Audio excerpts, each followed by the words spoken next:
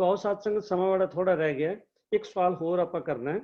ते वीर अकाल जोत सिंह जी ने ये सवाल भेजिया कि जे सब कुछ कर्म कराउण हार वाहिगुरू आप ही है, तो चंगे या मंदे कर्म करन दा विच साडा की अख्तियार है।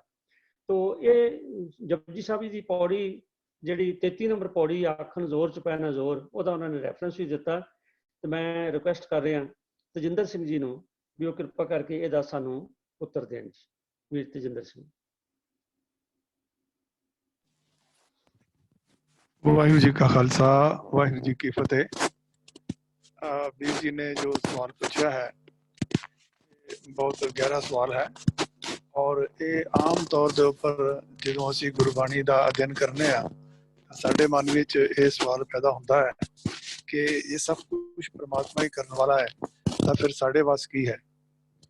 तो इस बारे असी जो ये पौड़ी पढ़ते हाँ 33वीं पौड़ी, तो ये भी जो लिखा है आखन जोर चुपे न जोर, जोर ना मंगन देन ना जोर, जोर ना जीवन मरण न जोर, जोर ना राज माल मन शोर, जोर ना सुरती ज्ञान विचार, जोर ना जुगती छुटै संसार, जिस सत जोर कर वेखै सोए, नानक उत्तम नीच ना कोई।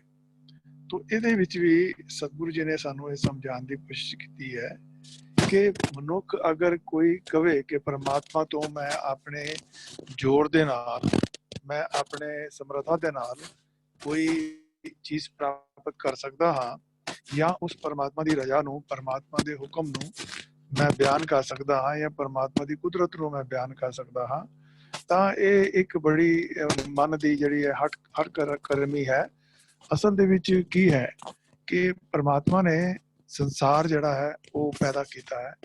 ਸੰਸਾਰ ਦੇ ਵਿੱਚ ਮਨੁੱਖ, ਜੀਵ ਜੰਤੂ, ਪਸ਼ੂ ਪੈਦਾ ਕੀਤੇ ਹਨ।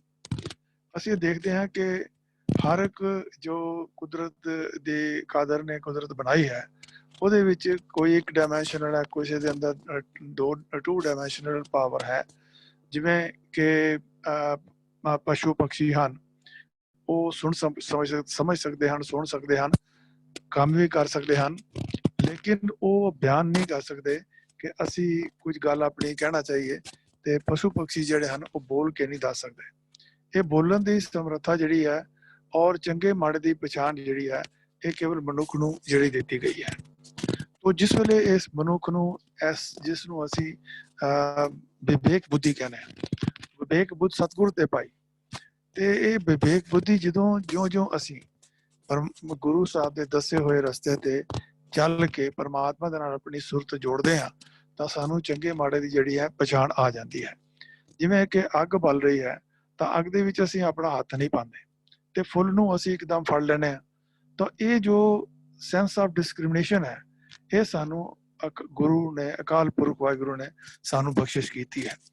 ਤੇ ਜਦੋਂ ਅਸੀਂ ਗੁਰੂ ਦੇ ਦੱਸੇ ਹੋਏ ਰਸਤੇ ਤੇ ਚੱਲਦੇ ਹਾਂ ਤਾਂ ਇਹ ਵਿਵੇਕ ਬੁੱਧੀ ਜਿਹੜੀ ਸਾਡੇ ਅੰਦਰ ਤੀਖਣ ਹੁੰਦੀ ਹੈ, ਸਾਨੂੰ ਸਮਝ ਪੈਂਦੀ ਹੈ ਕਿ ਇਸ ਸਾਰੀ ਕੁਦਰਤ ਦੇ ਵਿੱਚ ਅਸੀਂ ਇੱਕ ਮਾਮੂਲੀ ਜਿਹਾ ਨਿਮਾਣਾ ਜਿਹਾ ਜਿਹੜਾ ਹੈ ਉਹ ਸਾਡੀ ਹੋਂਦ ਹੈ।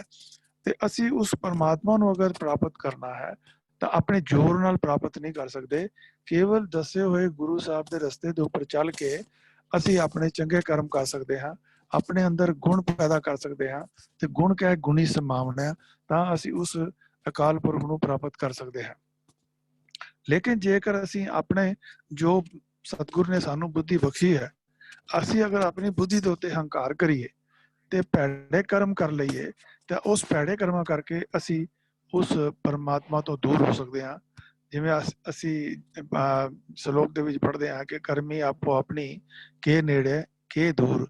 ਅਸੀਂ ਪਰਮਾਤਮਾ ਤੋਂ ਚੰਗੇ ਕੰਮਾਂ ਕਰਕੇ ਨੇੜੇ ਹੋ ਜਾਂਦੇ ਹਾਂ ਔਰ ਮਾੜੇ ਕਰਮ ਕਰਕੇ ਅਸੀਂ ਦੂਰ ਹੋ ਜਾਂਦੇ ਹਾਂ। ਤਾਂ ਉਸ ਜਿਹੜਾ ਤਾਕਤ ਸਾਡੀ ਸਮਰੱਥਾ ਇੰਨੀ ਹੈ ਕਿ ਅਸੀਂ ਗੁਰੂ ਦੀ ਮੱਤ ਨੂੰ ਸਮਝੀਏ ਆਪਣੇ ਵਿਵੇਕ ਅਨੁਸਾਰ ਔਰ ਉਹਦੇ ਅਨੁਸਾਰ ਚੱਲੀਏ।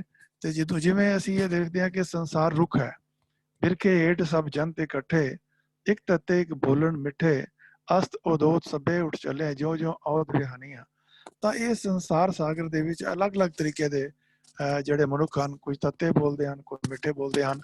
ਤਾਂ ਤੱਤੇ ਬੋਲਣ ਵਾਲੇ ਅਸੀਂ ਇਹ ਕਹਿੰਦੇ ਹਾਂ ਕਿ ਉਸ ਨੂੰ ਮਨਮੁਖ ਦੀ ਕੈਟੇਗਰੀ ਵਿੱਚ ਆਉਂਦੇ ਹਨ, ਤੇ ਮਿੱਠੇ ਬੋਲਣ ਵਾਲੇ ਜਿਹੜੇ ਹਨ ਉਹ ਗੁਰਮੁਖ ਦੀ ਕੈਟੇਗਰੀ ਦੇ ਵਿੱਚ ਆਉਂਦੇ ਹਨ। ਜਿਹੜੇ ਗੁਰੂ ਦੇ ਸਨਮੁਖ ਰਹਿੰਦੇ ਹਨ ਉਹ ਮਿੱਠਾ ਬੋਲਦੇ ਹਨ, ਉਹ ਜਿਹੜੇ ਗੁਰੂ ਦੇ ਰਜਾ ਤੋਂ ਉਲਟ ਚੱਲਦੇ ਹਨ, ਆਪਣੀ ਮਨ ਦੀ ਮਤ ਕਰਦੇ ਹਨ, ਉਹ ਜਿਹੜੇ ਹਨ ਉਹ ਤੱਤੇ ਬੋਲਦੇ ਹਨ।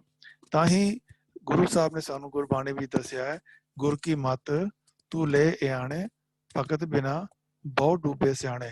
ਭਗਤੀ ਤੋਂ ਬਿਨਾ ਬੜੇ ਆਪਣੇ ਜੋ ਸਿਆਣਪ ਦੇ ਨਾਲ ਕੁਝ ਰਜਾ ਨੂੰ ਬਿਆਨ ਕਰਨ ਦੀ ਕੋਸ਼ਿਸ਼ ਕਰਦੇ ਹਨ, ਉਹ ਇਸ ਸੰਸਾਰ ਸਾਗਰ ਤੋਂ ਜਿਹੜੇ ਹਨ ਉਹ ਡੁੱਬ ਕੇ ਜਾਂਦੇ ਹਨ। ਉਹ ਸੰਸਾਰ ਸਾਗਰ ਨੂੰ ਉਹ ਹੀ ਤਰ ਸਕਦਾ ਹੈ ਇਸ ਸੰਸਾਰ ਦੇ ਵਿੱਚੋਂ ਜਿਹੜਾ ਪਰਮਾਤਮਾ ਦੇ ਗੁਣਾਂ ਨੂੰ ਗਾਉਂਦਾ ਹੈ। ਤੋ ਗੁਣ ਕਹਿ ਗੁਣੀ ਸਮਾਵਣਿਆਂ ਦੀ ਗੱਲ, ਉਸ ਪਰਮਾਤਮਾ ਦੀ ਬਖਸ਼ੀ ਵਿਵੇਕ ਬੁੱਧੀ ਅਨੁਸਾਰ ਅਸੀਂ ਨਿਮਰ ਭਾਵ ਦੇ ਵਿੱਚ ਚੱਲ ਕਰਕੇ ਆਪਣਾ ਮਨ ਨੀਵਾਂ ਤੇ ਮਤ ਉੱਚੀ ਕਰਕੇ ਅਸੀਂ ਆਪਣਾ ਜੀਵਨ ਗੁਰਮੁਖਾਂ ਵਾਲਾ ਬਤੀਤ ਕਰ ਸਕਦੇ ਹਾਂ। ਆਸ ਹੈ ਵੀਰ ਜੀ ਨੇ ਸਵਾਲ ਕੀਤਾ ਹੈ, ਉਹਨਾਂ ਨੂੰ ਇਸ ਵਿੱਚੋਂ ਕੁਝ ਸੇਧ ਮਿਲ ਗਈ ਹੋਏਗੀ। ਬਾਕੀ ਇਸ ਵਿਸ਼ੇ ਤੇ ਸਾਰੇ ਪੈਨਲ ਮੈਂਬਰ ਵਿਚਾਰ ਕਰਕੇ ਕੋਈ ਹੋਰ ਵਡੇਰਾ ਲੈਕਚਰ ਜਿਹੜਾ ਹੈ ਉਹ ਵੀ ਦੇਣ ਦਾ ਜਿਹੜਾ ਹੈ ਪ੍ਰੋਗਰਾਮ ਬਣਾਵਾਂਗੇ। ਵਾਹਿਗੁਰੂ ਜੀ ਕਾ ਖਾਲਸਾ, ਵਾਹਿਗੁਰੂ ਜੀ ਕੀ ਫਤਿਹ। ਵੀਰ ਤੇਜਿੰਦਰ ਸਿੰਘ ਜੀ ਨੇ ਇੱਕ ਬਰੀਫ ਆਨਸਰ ਦਿੱਤਾ, ਔਰ ਨਾਲ ਹੀ ਜਿਸ ਤਰ੍ਹਾਂ ਉਹਨਾਂ ਨੇ ਸੁਜੈਸਟ ਕੀਤਾ ਕਿ ਇਹਦੇ ਲਈ, ਕਿਉਂਕਿ ਇਹ ਵਿਸ਼ਾ ਬੜਾ ਕੰਪਲੈਕਸ ਹੈ, ਤੇ ਇਹਦੇ ਲਈ ਕੋਸ਼ਿਸ਼ ਕੀਤੀ ਜਾਏਗੀ ਕਿ ਇੱਕ ਦਿਨ ਪੂਰਾ ਸੈਸ਼ਨ ਜਿਹੜਾ ਹੈ ਉਹ ਇਸੇ ਵਿਚਾਰ ਤੇ ਆਪਾਂ ਕਰੀਏ।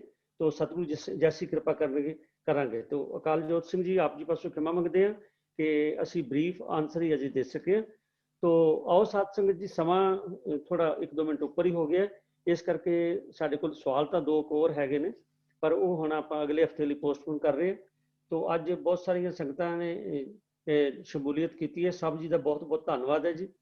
तो अज कोई नवी आईडी नहीं दिस रही है, तो मैं अज दे प्रोग्राम नूं निभाते अज कुछ गलतियां भी हुई ने, कुछ उल्टाइयां आ गई, कोई वॉल्यूम करके या होर करके, उहदे लई मैं आप सब पासों क्षमा मंगदा। तो सारियां दा बहुत बहुत धन्नवाद है जी। और विचार करते हैं, बहुत सारिया त्रुटियां रह गई, और जरूरी नहीं, जिस तरह पहले स्टार्ट च वीर जी ने दस्या कि जो दस्या वो बिल्कुल, ये तो जिन्ना कि सानू पैनल मैंबर डिस्कस करके वाहिगुरू जी की बख्शी सोझी अनुसार जो कुछ सानू मिलता तुहाडे सामने रखी दा। और सानू जिवें अज भी डॉक्टर अमरजीत सिंह जी ने, डॉक्टर सुंदर सिंह जी ने फीडबैक दी है, वो तो सानू काफ़ी होर लाभ होंदा है।